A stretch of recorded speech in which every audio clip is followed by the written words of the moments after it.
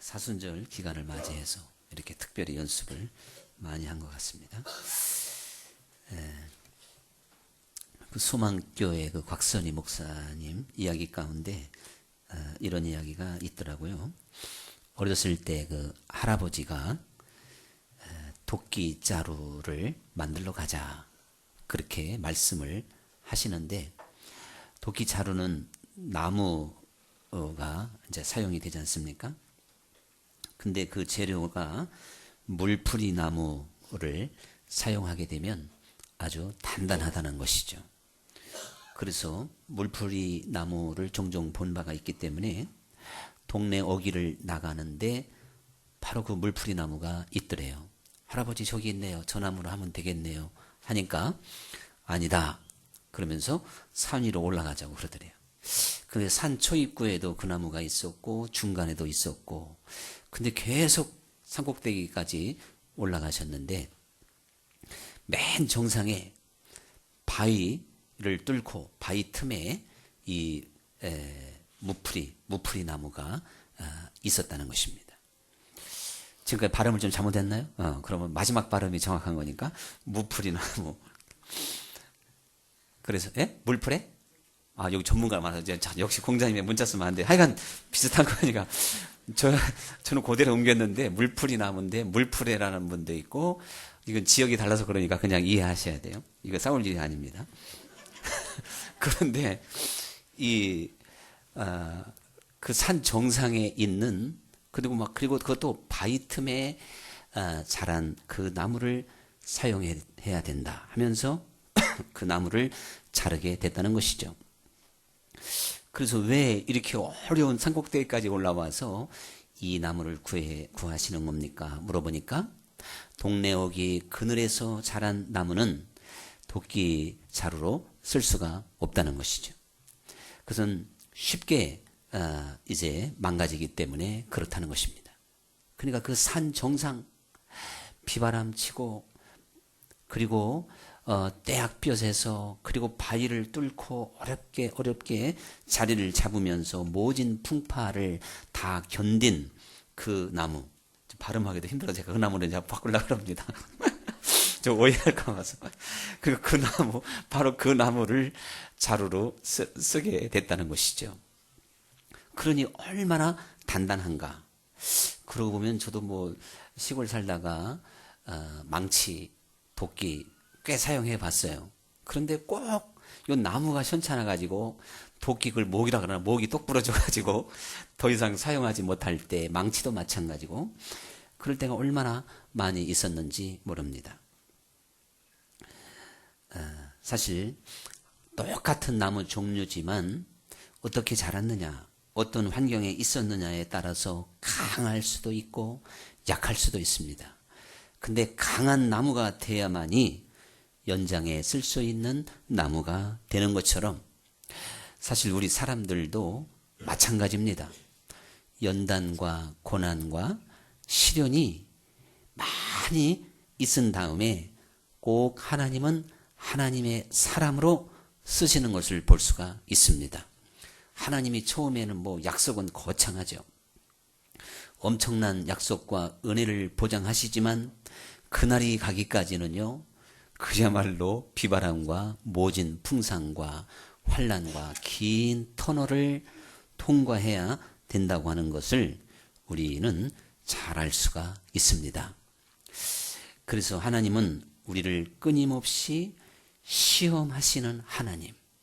그래서 이 시험이라는 말이 페이라스모스인데, 시련, 트리알이라고 하는 시련이라는 의미도 쓰여지게 되고, 시험 또한 테스트, 또 유혹, 템테이션, 이렇게 영어로는 또한 우리 한국말로는 다양하게 번역할 수가 있는 겁니다. 이렇게 하나님은 끊임없이 우리를 시험하시는 하나님이시다 라고 하는 것을 우리는 잘 알 수가 있는 거죠. 욥기서 7장 18절에 보면 참 실감나게 표현하고 있습니다. 주께서 나를 아침마다 권징하시며 분초마다 시험하시나이까. 개역 개정에는 순간마다 단련하시나이다. 그 순간 분초마다 하나님께서 강하게 지금 연단하고 있는 그러한 욥의 입장에서는 아침마다 하나님이 나를 권징하시며 그리고 분추마다 저를 시험하시나이다. 이렇게 고백이 나올 수 있을 만큼 참 주도 면밀하게 그리고 집요하게 시험하시고 연단하시는 하나님인 것을 깨닫고 있습니다. 우리들이 하나님의 뜻대로 살아보려고 그러고 그리고 하나님께 힘써 초점을 맞춰 보면요, 정말 기가 막히게 가지 방법으로 우리를 연단하시고 시험하시는 하나님을 이 욥처럼 깨닫게 될 줄로 믿습니다. 욥이 지금 긴장 백배하고 있잖아요. 그리고 엄청난 그 환난과 시련 가운데 온통 하나님께 집중하고 있는 이 시점에서 과연 여호와는 나를 분초마다 시험하시는구나, 이렇게 깨닫게 된 것입니다. 사실 깨어있는 사람, 각성하고 있는 이들, 그들마다 하나님이 나를 지금 시험하시고 나를 위하여 일하시는 그 모습을 생생하게 볼 것이라고 저는 분명히 믿습니다. 그래서 끊임없이 정말 일평생 이 세상을 살아가는 모든 사람들을 하나님의 방법으로 기가 막힌 하나님의 솜씨로 시험하고 연단합니다. 모든 사람들을 볼 때 저 사람은 참 근심걱정 아무것도 없겠다, 이렇게 편안하게 생각되어지는 사람이 있을지 모릅니다. 그것은 불신앙의 세계, 하나님을 알지 못하는 사람들의 세계에서도 그 사연을 들어보면 참 가지각색의 아픔이 그 삶에 있는 걸 볼 수가 있습니다. 그런데 하나님께 부름받고 택함받은 하나님의 자녀들은 정말 기가 막힌, 도저히 그 사람이 생각할 수 없는 나름대로의 시험거리와 많은 아픔을 가지고 살아가고 있다는 사실이죠. 하나님은 끊임없이 우리에게 관심을 가지시고 시험하시고 연단하시는 아버지인 줄 믿습니다. 어떤 아기의 엄마가 아이를 업고 여행을 떠날 수밖에 없어서 추운 겨울날 옷도 제대로 못 입고 급히 이제 떠나게 되는데, 마침 거기에 말을 타고 씩씩하게 달려던 한 기사가 그걸 보고 너무 불쌍히 여겨서 자기 말등에다가 엄마와 아기를 태우고 자기는 내려서 막 갑니다. 한참 가다 보니까 이 아이 엄마가 말이 빠르니까 또 추위에 견디지도 못하고 자기 옷을 벗어서 아기에게 이렇게 덮어줬는데 그만 추위에 몸이 꽁꽁 더 얼어가는 거예요. 잘못하면 아기도 놓치게 생겼어요. 그래서 이 기사는 엄마를 내려오게 하고 아이를 자기가 안고 말을 타고 막 달려갔어요. 그러니까 엄마가 저 아기 도둑인 줄 알고 정신없이 막 참 100m 선수 나가도 될 만큼 막 말을 따라오는 거예요. 한참 달린 다음에 기사가 탁 내려오니까 엄마가 어느덧 막 땀이 나가지고 무럭무럭 김발이 올라오잖아요. 다시 말해 다시요. 그러고서 그 아기를 주고 목적지까지 도착을 하게 되었다는 것입니다. 순간적으로 아기가 빼앗긴 듯해서 당황하고 그래서 초조하게 그 말꽁무니를 막 따라갔는데 그것이 자기를 살리는 길이었습니다. 시험 당할 때, 어려움 당할 때는 도대체 하나님이 왜 나만 가지고 이래? 에? 그렇게 하라면 다 막 그렇게 하고 싶을 것 같아요. 왜 나만 가지고 이래? 어디서 많이 듣던 것 같죠? 예. 그렇게 정말 하고 싶을 때가 이거 한두 번이에요. 도대체 하나님이 정말 지독하시다, 지독해. 이렇게 생각이 들 수도 있는데, 길게 보고 그리고 그 과정이 지나야만이 하나님이 나를 쓰실 수 있다는 사실을 반드시 기억해야 될 줄 믿습니다. 아브라함에게 75세까지 아무런 자식이 없었다고 하는 것도 참 그게 큰 아픔이고 고난이었습니다. 그런데 하나님께서 75세에 드디어 약속을 하시잖아요. 그러니 아브라함 입장에서는 그 위대하신 하나님이 내게 이렇게 약속을 하셨으니 이제 얼마나 감사한 일입니까? 그래서 그 어렵게 100세에 얻은 그 아들 이삭을요, 이제 그 이삭이 소년쯤 됐을 때 그 이삭을 모리아 산에 가서 바쳐라. 이거는 한마디로 죽여서 이제 불로 태워서 번제로 드려야 되는 그러한 시험이었습니다. 하나님은 정말 얼마나 지독하신지 그 아들까지라도 뺏어서 한번 번제로 드려봐라. 이런 시험도 하시는 분이라면 더 이상 우리는 유구무원입니다. 정말 하나님은 이렇게 시험하시는데 왜 그렇게 아브라함을 시험해 보셨냐 이거죠. 하나님을 얼마나 사랑하는지, 하나님께서 이삭을 얻은 그 아브라함의 마음을 다시 한번 저울질 해보고 싶은 마음이 분명히 있었던 것을 볼 수가 있습니다. 그런데 아브라함이 이 시험을 당했을 때 히브리서 기자는 죽은 자를 살리시는 하나님을 믿었기에 아브라함이 이삭을 드릴 수가 있었다는 겁니다. 아브라함은 하나님은 전능하시니 이삭을 내가 잡아서 죽인다 할지라도 그래도 다시 살리시는 여호와시니 그걸 믿고 이삭을 번제물로 진짜 드리려고 했던 것이죠. 근데 우리가 잘 아는 대로 하나님은 잠시 시험했을 뿐이고 아브라함을 급한 목소리로 막으시면서 이삭을 죽이지 못하게 했습니다. 아브라함이 받은 시험은 인류 최대의 시험이라 해도 과언이 아닐 텐데 어떻게 그 엄청난 시험을 통과할 수 있는 믿음의 사람이 됐을까? 그러니까 믿음의 조상이지요. 저는 그것이 말이죠, 25년 동안의 연단이 있었기 때문이다. 저는 그런 생각이 듭니다. 75세부터 100세까지 하나님의 약속은 분명한데 그 나이는 점점 먹어가고 80, 90, 99세까지 가도 깜깜무소식입니다. 아브라함이 견디고 인내했던 그 25년이라고 하는 시간은 상상을 초월하는 시간이고 사람이 견디기 어려운 시간일 것입니다.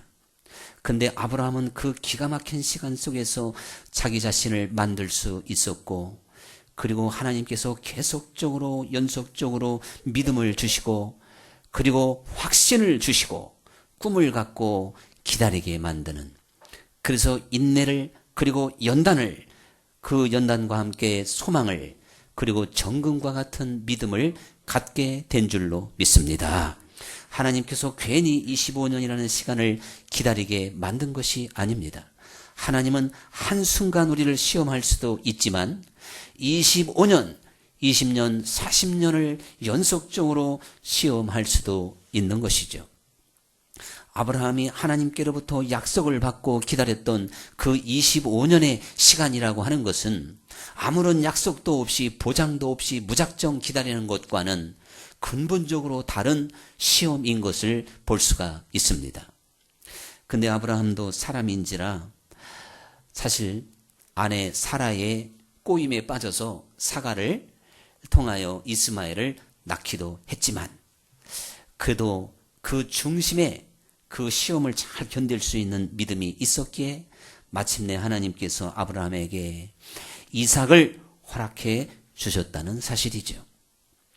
실제적으로 아브라함이 이스마엘을 얻지 않고 100세의 이삭만 얻었다면 훨씬 좋은 결과라고 하는 것을 우리는 알 수가 있습니다.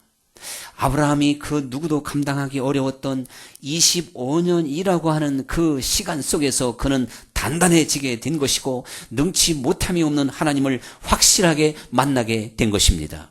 75세 때 하나님이 금방 약속을 지켜주었다면 아브라함의 믿음이 성숙해질 리도 없어요.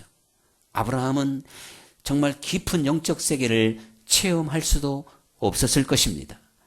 그런데 여러분, 그 25년의 결과가 아브라함으로 하여금 이삭이라도 바칠 수 있는 믿음의 사람으로 거듭나게 만든 줄 믿습니다. 그리고 죽은 자도 다시 살리시는 하나님을 그가 몸소 체험했잖아요. 그가 사라가 사람의 모든 능력을 상실한 가운데에서 전능하신 방법으로 오직 하나님의 능력으로 이삭이 생기게 된 것을 그가 직접 체험했을 때 그보다 더 분명한 믿음과 확신이 어디에 있었겠습니까?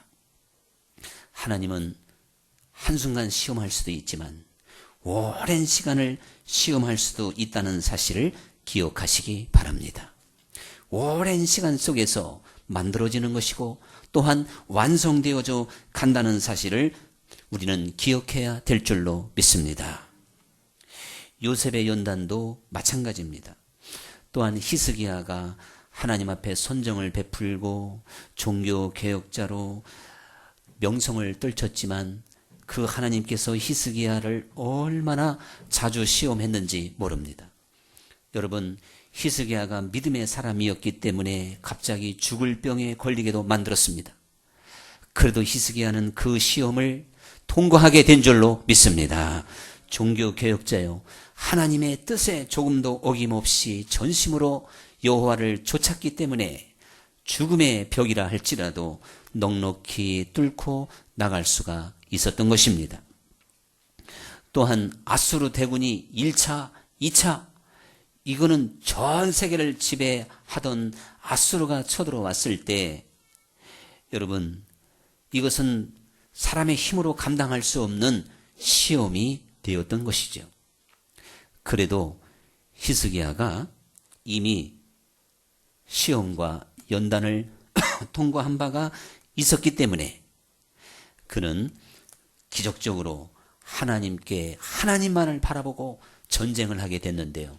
그 기록을 보면 화살을 단 한 발도 날리지 않고 칼을 한 사람도 쓰지 않고 아수르 대군이 하룻밤 사이에 몇 명이 죽었냐면, 발음은 좋지 않으니까 이해하고 들으시 바랍니다. 18만 5천 명이 죽었습니다. 같이 해봅시다. 18만 5천 명.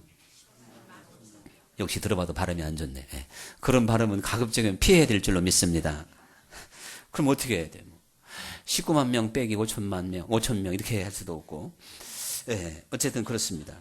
여러분, 우리들은 하나님은 이렇게 우리를 모든 성경에 나와 있는 인물을 보든지 우리 자신을 보든지 시험이 없고 연단이 없으면 사생자다, 이렇게 우리는 설명해 볼 수가 있습니다. 결국 이러한 시험과 연단이 있어야 우리들이 온전하고 구비하여 흠이 없는 사람이 된다는 것이죠. 그래서 하나님께서는 나의 무엇을 꺾어야 될지, 깨뜨려야 될지, 어떤 부분을 떼내야 될지 너무나도 잘 아십니다.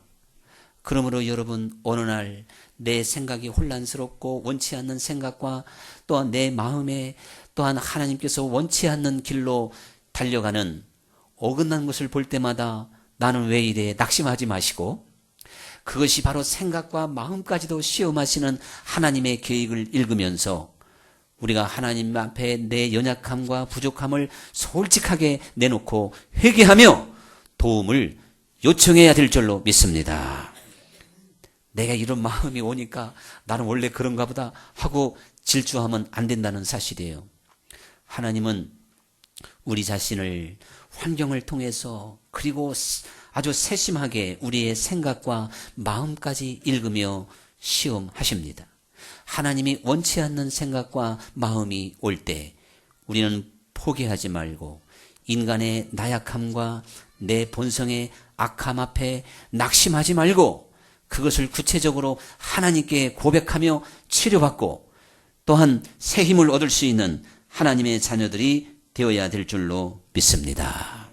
그러므로 여러분, 우리는 아주 작은 것이라 할지라도 하나님께서 나를 시험하시는 것으로 받아들여야 됩니다.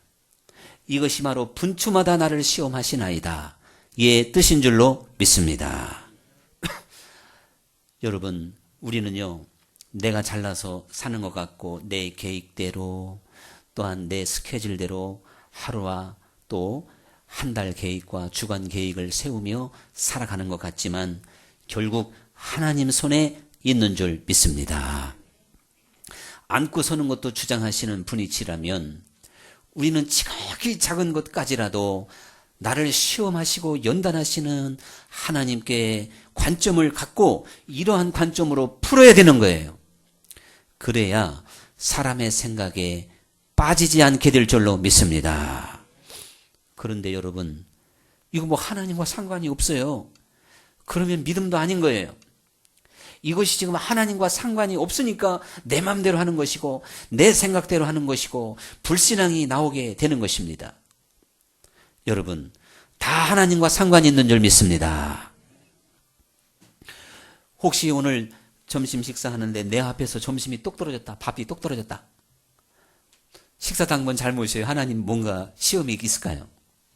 1번이에요, 2번이에요? 네. 대답은 하지만 다 2번인 줄 믿습니다. 2번. 네.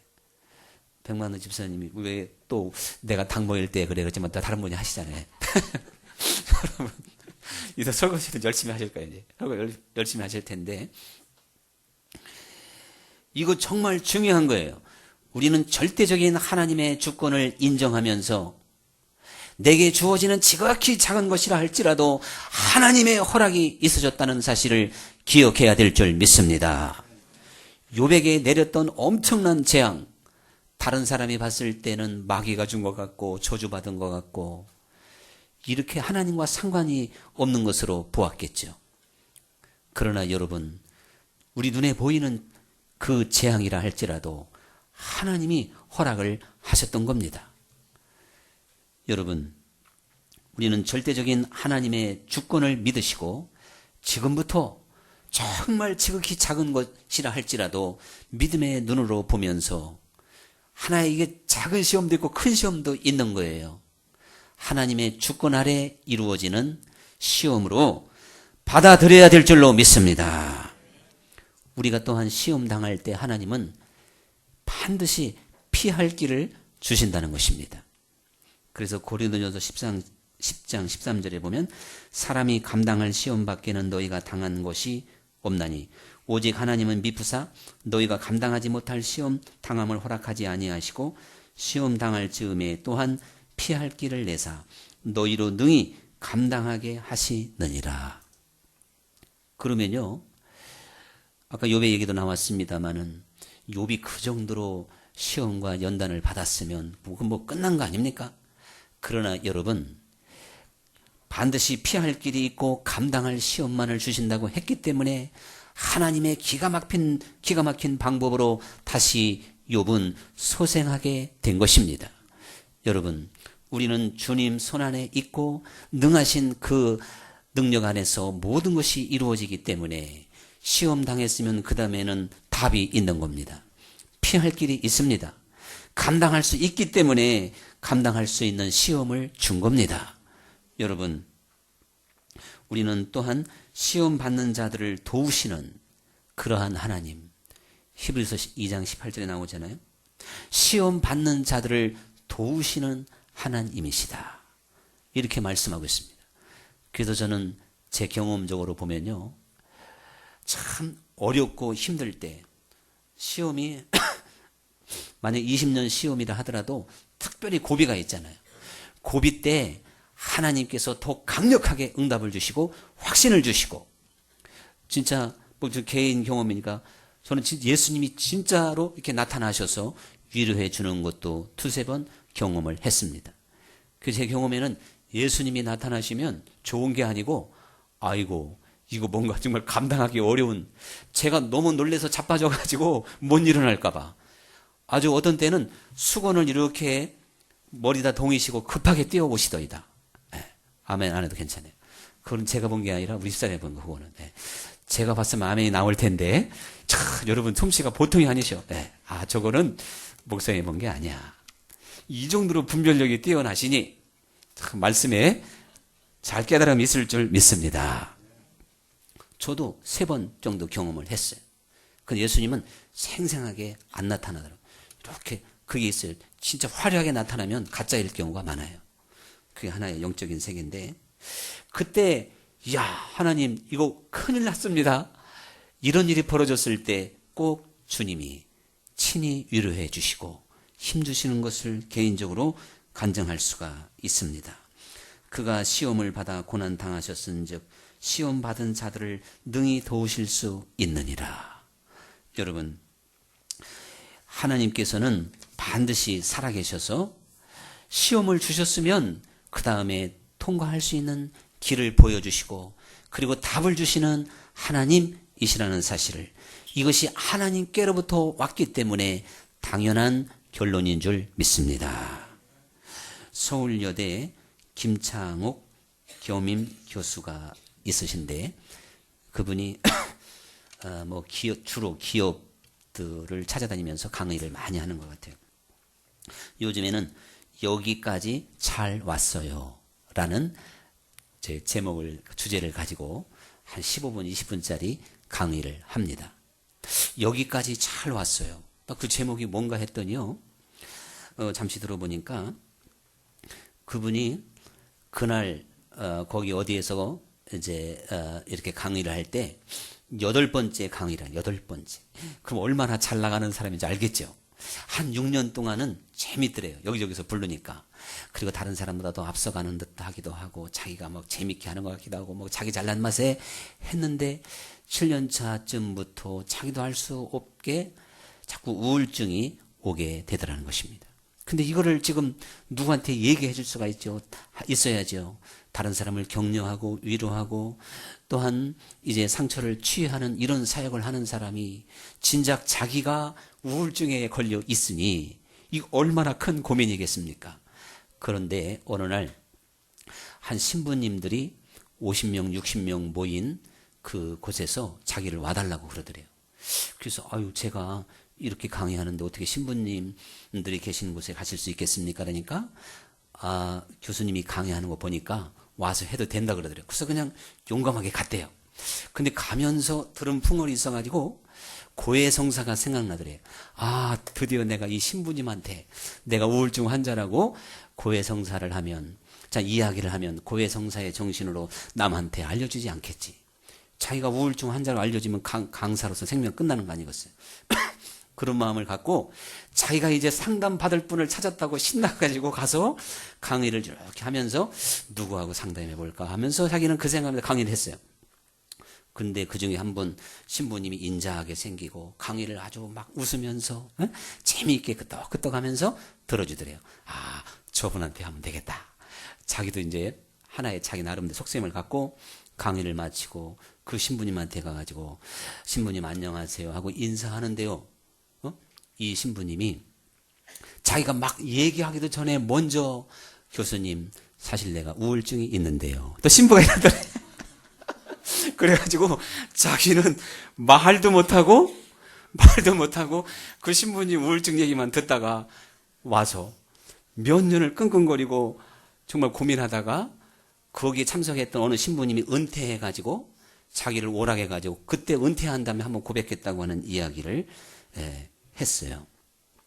여러분, 잘 나가는 사람, 또 남의 고민을 들어주고 하나님께 참 사죄의 은총도 베풀어주는 이 신부님, 결국 그들 나름대로 아픔과 고통이 얼마나 있었으면 그러한 일이 벌어졌겠느냐. 그래서 여기까지 잘 왔어요. 그래서 이분이 사실 엄청난 내용을 얘기한 게 아니에요. 간단한 얘기를 했지만 자기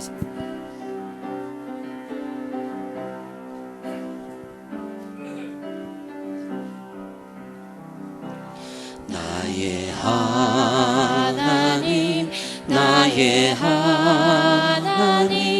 나와 함께 하신 하나님 주님 뜻대로 살기 원하여 이처럼 간구합니다. 아버지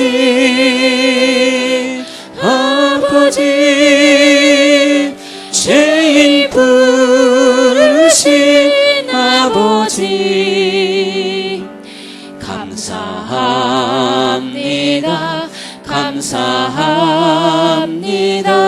늘 찬송하게 합소서.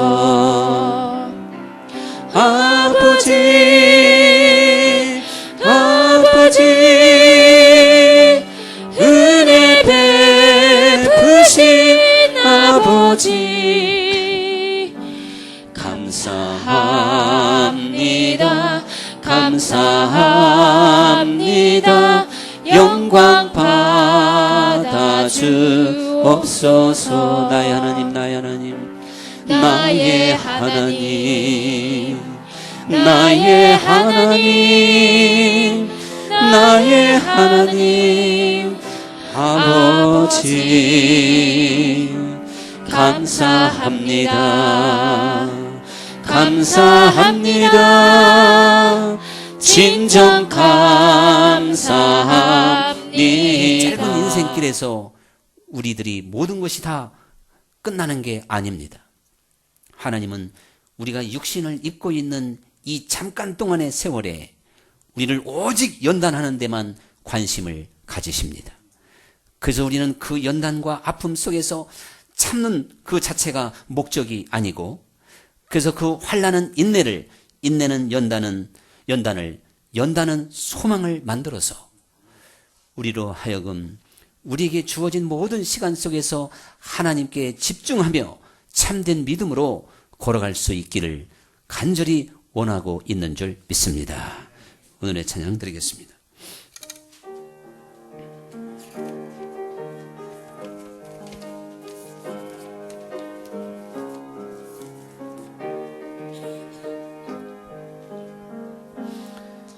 험한 세상 살면서 내게 시련이 와도, 내게 슬픔이 와도 나는 주만 보리라. 우는 사자와 같이 저마귀 나를 삼키려 나를 욕하지만 주가 나를 지키리. 환난아 내게 오너라, 시련아 내게 오너라. 누가 주님 사랑해서 나를 끊으리요. 나는 괴로움 없겠네. 주가 나와 함께해. 나를 인도하시니 나는 주만 따라